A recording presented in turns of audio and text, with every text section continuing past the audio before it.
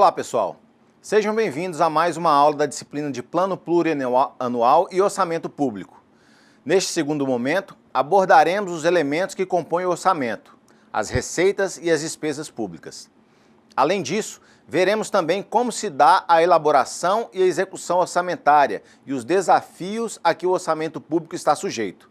Começaremos então pelas receitas públicas. Vejamos. As receitas são os recursos financeiros que o governo tem à sua disposição para pagar as despesas públicas.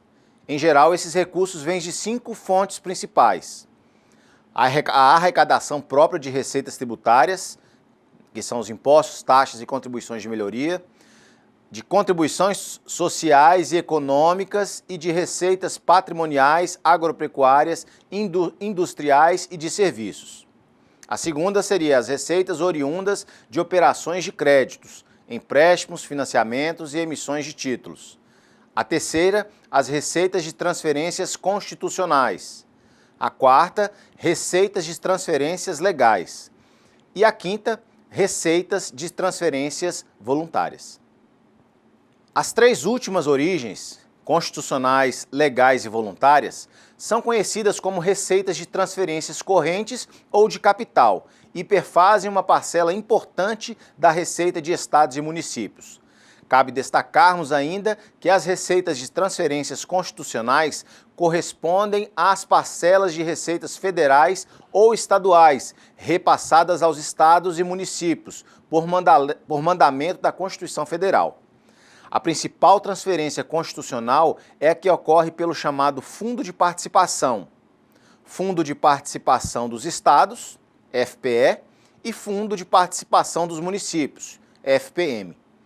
O Fundo de Participação corresponde a uma parcela da arrecadação da União com o imposto de renda e com o imposto sobre produtos industrializados, o IPI.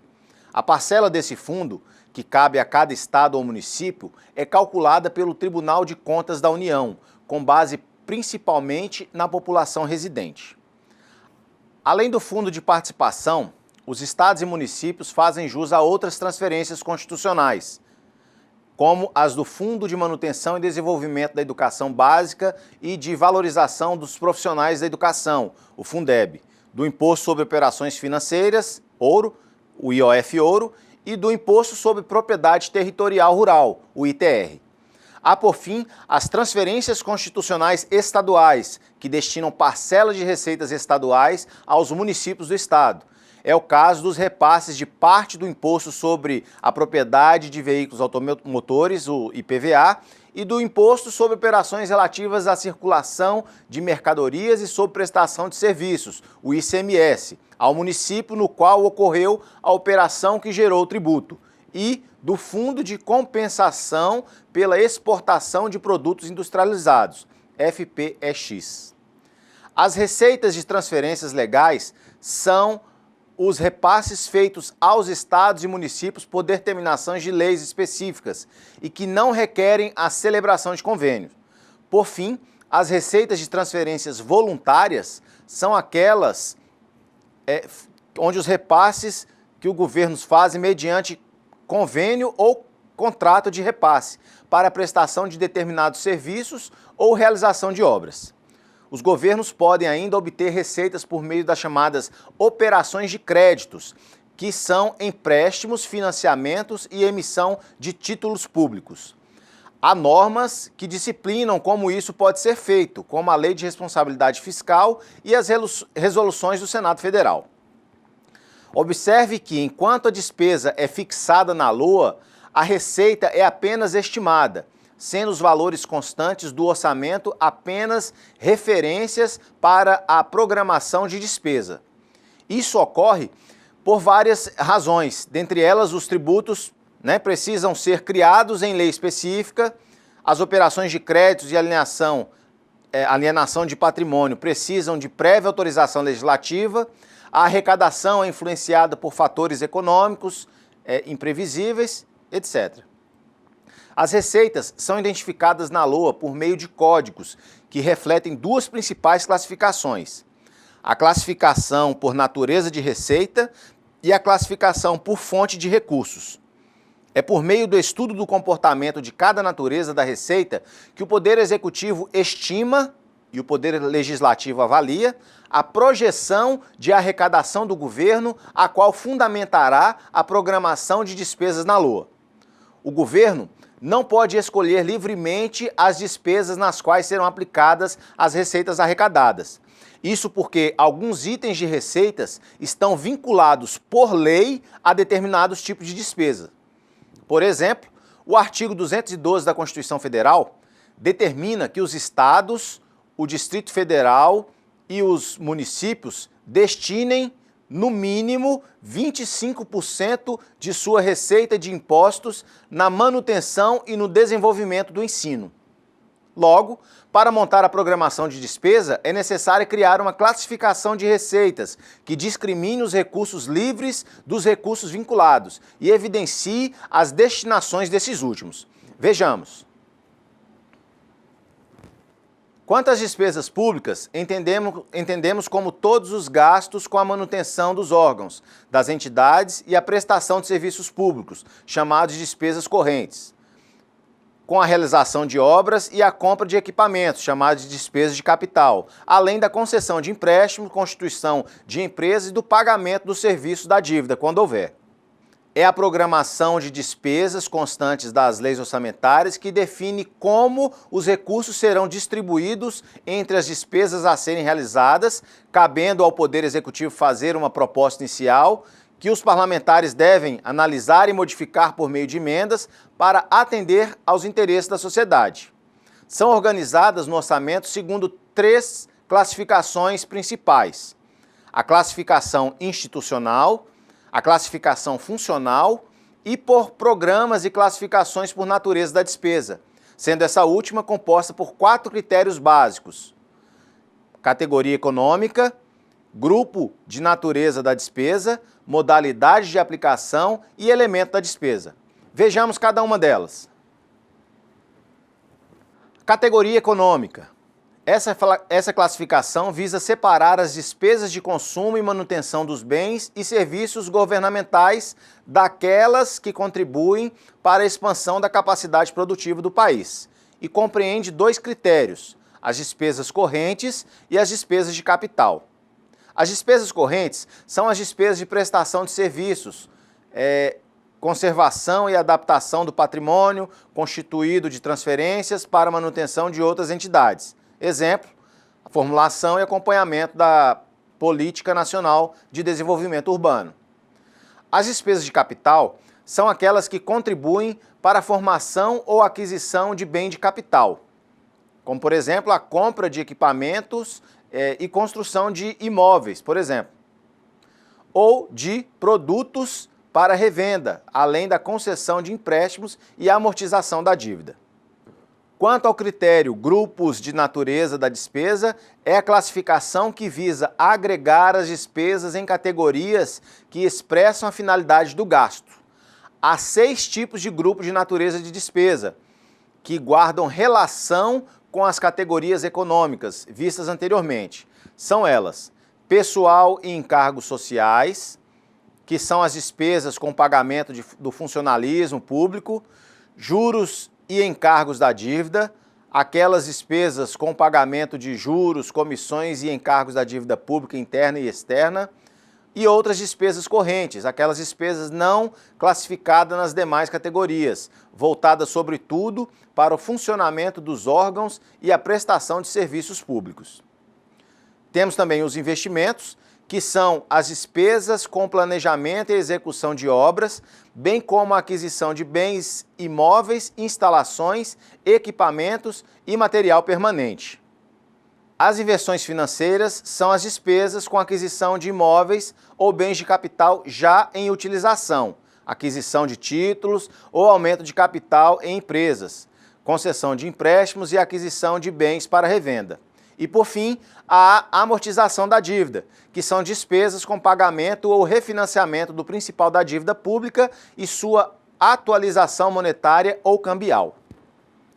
Quanto ao critério modalidade de aplicação, essa classificação identifica quem aplicará os recursos autorizados na LOA, se o próprio órgão detentor da dotação orçamentária ou o órgão ou entidade de outra esfera, mediante transferência de recursos.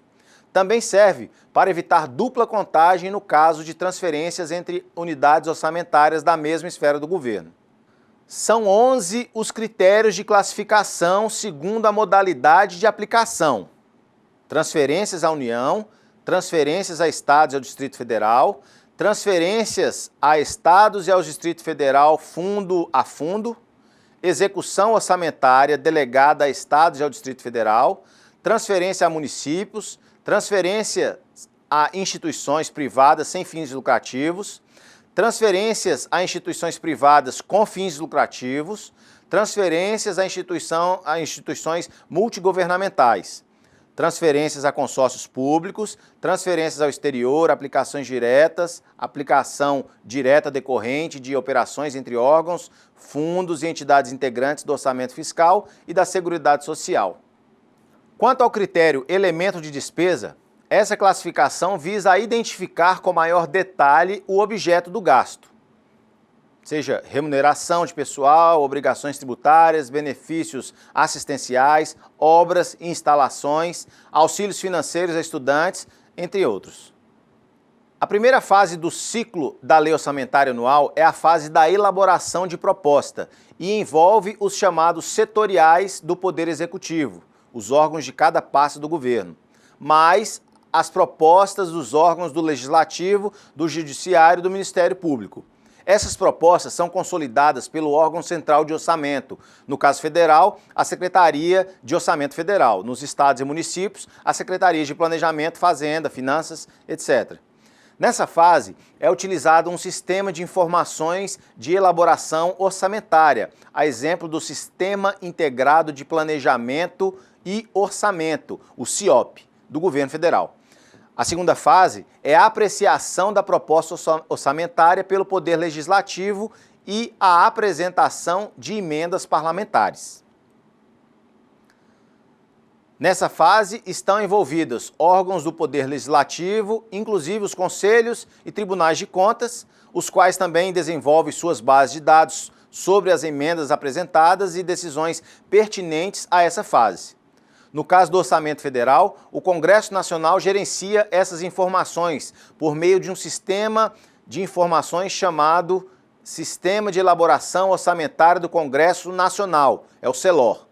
Por fim, a terceira fase de execução da proposta orçamentária envolve praticamente todos os órgãos públicos que arrecadam as receitas e realizam os gastos. Podemos assim considerar essa fase como a mais complexa, porque é nela que se produzem milhares de decisões e informações de forma difusa, que precisam ser administradas de alguma forma. No governo federal, a administração da execução se dá por meio do Sistema Integrado de Administração Financeira, o SIAF. Na União, o uso de tecnologia da informação para oferecer dados orçamentários à sociedade expandiu-se consideravelmente nos últimos anos. Todos os poderes mantêm portais da transparência e algumas páginas eletrônicas são dedicadas aos dados orçamentários. Todos esses sistemas apresentam amplo espectro de dados e informações orçamentárias sobre as contas do governo federal. Contudo, ainda enfrentamos o desafio de integrar as bases de dados em um único sistema, de modo a facilitar o acesso dos cidadãos e gestores. Apenas o sistema Siga Brasil, conforme reconhecido pela Organização das Nações Unidas, reúne em um mesmo repositório online os dados referentes a todo o ciclo orçamentário sob a ótica da despesa e da receita e cobrindo os eventos de elaboração, propostas do Executivo, emendas parlamentares e autógrafos legislativos, e de execução, as licitações, empenho e liquidação, pagamento e ordens bancárias, inscrição de despesas em restos a pagar, transferências constitucionais e legais, convênios, etc. Você, aluno, pode aprender a utilizar o Siga Brasil, acessando as videoaulas e os arquivos de ajuda disponíveis no site www.sigabrasil.gov.br. A LOA está situada no processo mais amplo de planejamento das realizações do governo. Ela traduz em ações operacionais de curto prazo as estratégias e os objetivos de médio e longo prazo constantes no PPA e dos planos setoriais. Portanto, a elaboração da proposta orçamentária precisa partir de órgãos setoriais do governo, os quais, cada um em sua área de atuação, conhecem os problemas a serem enfrentados e as intervenções a serem realizadas.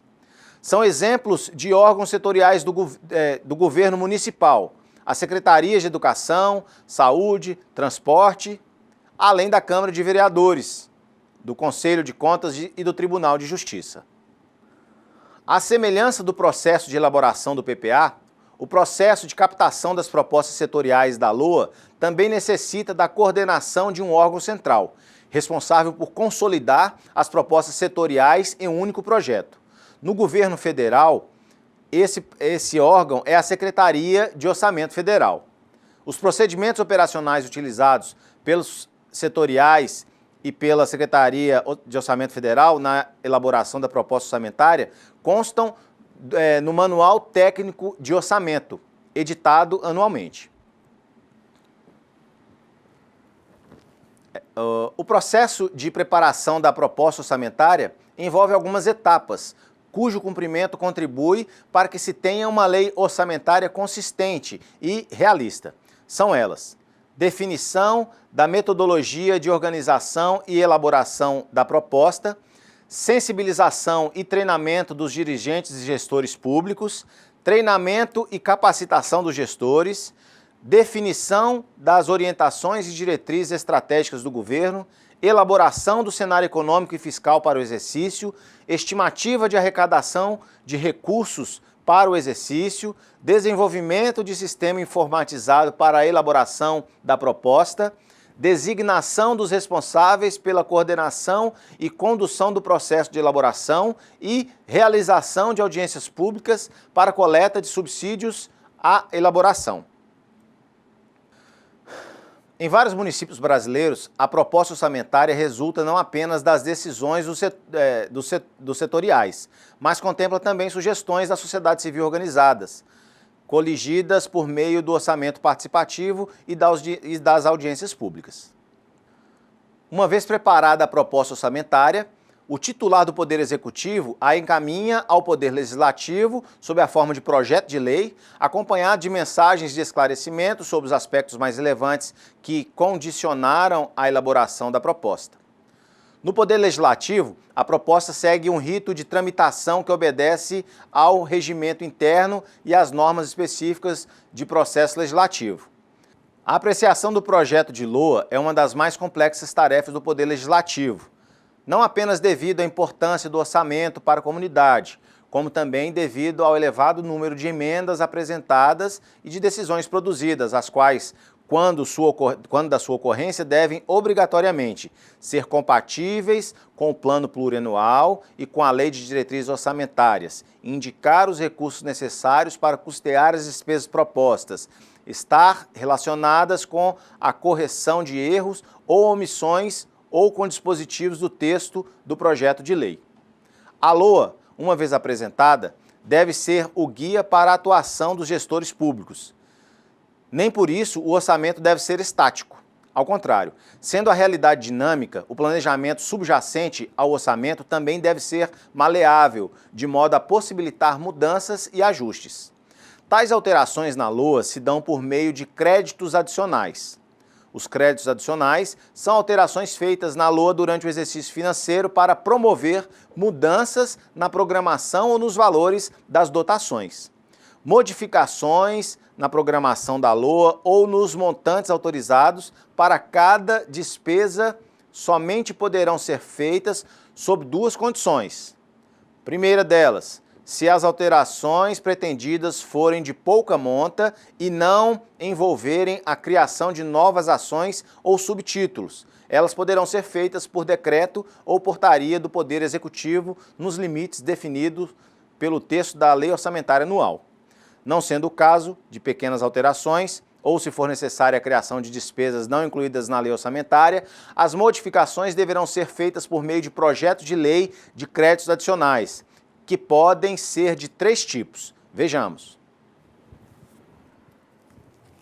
Créditos suplementares visam reforçar dotações orçamentárias de despesas já constantes na LOA. Créditos especiais visam incluir dotações orçamentárias para despesas ainda não constantes na LOA. E créditos extraordinários visam aportar recursos para despesas urgentes e imprevisíveis, como as decorrentes de guerra ou de calamidade pública. Se o planejamento que embasou o orçamento tiver sido de boa qualidade, a necessidade de fazer ajustes por meio de créditos adicionais é mínima, o suficiente para acomodar pequenas contingências que vão surgindo ao longo do tempo. Porém, se os créditos adicionais são abertos em montante significativo, somos levados a concluir que o planejamento que orientou o orçamento sofre de pelo menos uma das seguintes deficiências. Vejamos. O planejamento não contemplou problemas e fatores importantes da realidade que acabaram se impondo ao longo do exercício financeiro, ou o planejamento foi adequado, porém acabou sendo politicamente preterido por outras prioridades de gastos. Logo, em qualquer caso, a aplicação dos recursos públicos nessas circunstâncias corre o risco de se dar de forma casuística, fragmentada e inefetiva, razão pela qual os créditos adicionais devem ser objeto de acompanhamento e análise cuidadosa e seu excesso deve ser coibido. Para abrir créditos adicionais, o Poder Executivo precisa indicar as fontes de recursos que financiarão esses gastos. Tais fontes, segundo o artigo 43 da Lei 4.320 de 64, podem ser, vejamos, o superávit financeiro do exercício anterior, que são saldos financeiros de créditos adicionais e de operações de créditos remanescentes do orçamento anterior. Excesso de arrecadação, que é a diferença entre a arrecadação prevista e realizada. Operações de créditos, que são empréstimos, financiamentos e emissões de títulos. Anulação total ou parcial de dotações, que é o remanejamento de valores constantes na LOA ou de créditos adicionais aprovados. Há também a possibilidade de utilização para abertura de créditos adicionais de recursos que tenham ficado sem despesa em virtude de veto, mas esses casos não são muito comuns. O Poder Executivo pode propor a abertura de créditos suplementares e especiais ao longo do ano, por meio da apresentação de projeto de lei ao Poder Legislativo. Já os créditos extraordinários, por seu caráter de urgências, são abertos por medida provisória. O uso excessivo de medidas provisórias pelo Poder Executivo Federal tem sido um dos principais problemas do planejamento orçamentário, desde a Constituição de 1988. Sob a alegação de urgência e relevância, os sucessivos governos têm aberto créditos extraordinários, os mais variados, por meio de medidas provisórias, ganhando a possibilidade de executar ações por eles selecionadas em detrimento de outras, programações do governo já orçadas. Passemos agora para o processo de execução orçamentária. Vejamos. Uma vez aprovadas as programações de trabalho e suas respectivas dotações orçamentárias, seja na LOA, seja em créditos adicionais, inicia-se a fase de execução orçamentária, que observa os seguintes procedimentos. Primeiro passo, a definição do cronograma de desembolso e programação financeira dos órgãos. Segundo passo, cumprimento das exigências de licitação. Terceiro passo, realização de empenho, liquidação e pagamento. A LOA define o valor de dotações a que cada órgão fará jus ao longo do ano para realizar despesas. Contudo, a execução das dotações depende da existência de recursos financeiros no caixa do governo. A autorização orçamentária é condição necessária, mas não é suficiente para garantir a execução da despesa. Ou seja, se houver dotação orçamentária, mas não houver recursos financeiros disponíveis, a despesa não poderá ser executada. Ou, se houver recursos financeiros disponíveis, mas não houver dotação orçamentária, a despesa também não poderá ser executada. Logo, a execução orçamentária e a execução financeira são indissociáveis. Com o objetivo de adequar o ritmo de execução das despesas ao ritmo de ingresso de recursos financeiros no Tesouro, o governo edita, 30 dias após a publicação da LOA, o cronograma mensal de desembolso e a programação financeira dos órgãos. Para que o orçamento seja um bom instrumento de gestão pública, é fundamental que o gestor possa utilizá-lo para fins gerenciais, ou seja, para analisar o que está sendo feito e como está sendo feito.